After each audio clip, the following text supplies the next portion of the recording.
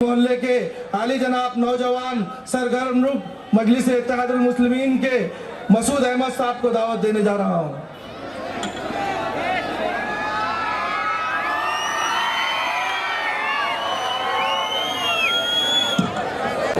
अस्सलामु अलैकुम रहमतुल्लाहि व बरकातुहू।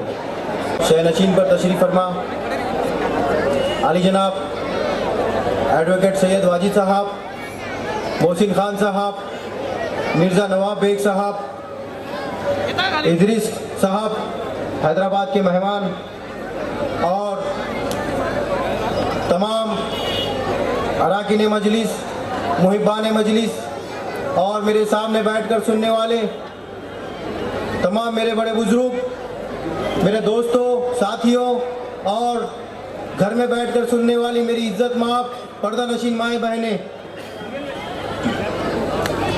आज का जो इजलास मरकजी इजलास यहाँ पर कायम किया गया, ये इंतखाबी इजलास है जो कि आपकी मौजूदगी में यहाँ पर तशरीह मुहिम के नुक्ते नज़र इस इजलास का इनेकाद अमल में आया। लेकिन मैं आप लोगों को कुछ वाक़यात से वाकिफ़ कराना चाहता हूँ। हमारे हालात जो आज तक मुल्क में हुए हैं और जो मौजूदा दौर में हम पर जो ज़्यादती, जुल्म और जो अत्याचार हो रहा है, उसके बारे में मैं आपके सामने अपनी चंद बातों को रखना चाहता हूँ। मेरे अजीज बुजुर्गों, दोस्तों, साथियों, जैसा कि हम जानते हैं इस मुल्क की आज़ादी को 70 साल हो चुके, लेकिन जब से यह मुल्क आज़ाद हुआ तब से मुसलमानों के साथ धोखा और मुसलमानों के साथ फरेब किया जा रहा है, मुसलमानों के साथ में नाइंसाफ़ी की जा रही है।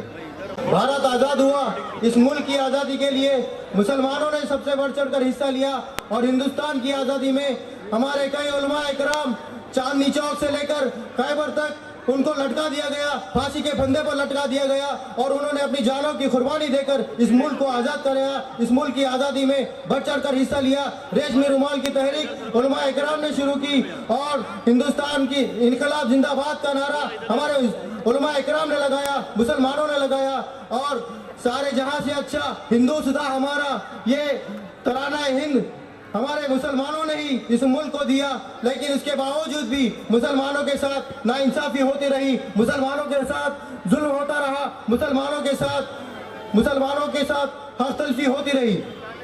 मैं ज़्यादा तफसीलात में ना जाते हुए, मेरे पास में वक्त भी मुख्तसर है, अपनी चंद बातों को, अहम बातों को आपके सामने रखना चाहता हूँ। हमने हर बार कांग्रेस का साथ दिया, लेकिन बदले में कांग्रेस ने हमें सिवाय धोखे के कुछ नहीं दिया। कांग्रेस ने हमें धोखा दिया, कांग्रेस ने हमें बर्बादी दी। चाहे वो ऐवान बल्दिया का इलेक्शन हो, चाहे ऐवान असेंबली का इलेक्शन हो या चाहे ऐवान पार्लियामेंट का इलेक्शन हो, हर वक्त हर बार हमने सेकुलरिज्म को बचाने के लिए हमने बढ़ चढ़ कर हिस्सा लिया और हमने कांग्रेस का साथ देकर हमने कांग्रेस के नुमाइंदों को ऐवान बल्दिया में पहुंचाया, ऐवान असेंबली में पहुंचाया और ऐवान पार्लियामेंट में पहुंचाया। लेकिन जब भी हमारे हक की हक तलफी होती रही, जब हमारे खिलाफ इक़दाम होते रहे, लेकिन ये कांग्रेस ने और इन कांग्रेस के नुमाइंदों ने हमारे हक में न कभी पार्लियामेंट में आवाज़ उठाई, न कभी असेंबली में आवाज़ उठाई और न ही कभी ऐवान बल्दिया में आवाज़ उठाई।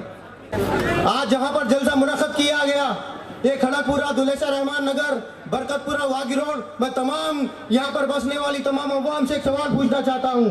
हमने यहाँ की नुमाइंदों को ऐवान बल्दिया में पहुंचाया ताकि वो हमारे मसाइल को हल कर सके, जिन मसाइल से हम जूझ रहे हैं उन मसाइल को हल कर सके और हम हमारे साथ में हमारे हुकूक को हम तक पहुंचाने का काम करें। मैं अवाम से पूछना चाहता हूं, क्या हमारे मसाइल हल हुए? क्या पानी का मसला हल हुआ?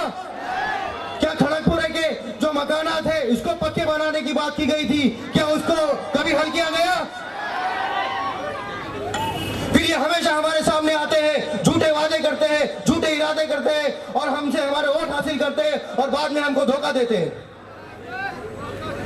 और ये हमारे बीच में आए हैं और आने वाले हैं। मैं तमाम अवाम उन्नास से कहना चाहता हूँ कि ये जब आएंगे अगर हमारे सामने तो इनको इनकी औकात दिखाए और इनसे कहे कि तुम धोखेबाज हो, तुम झूठे हो, तुम दगाबाज हो, अब तुम्हारा हमारा कोई ताल्लुक नहीं।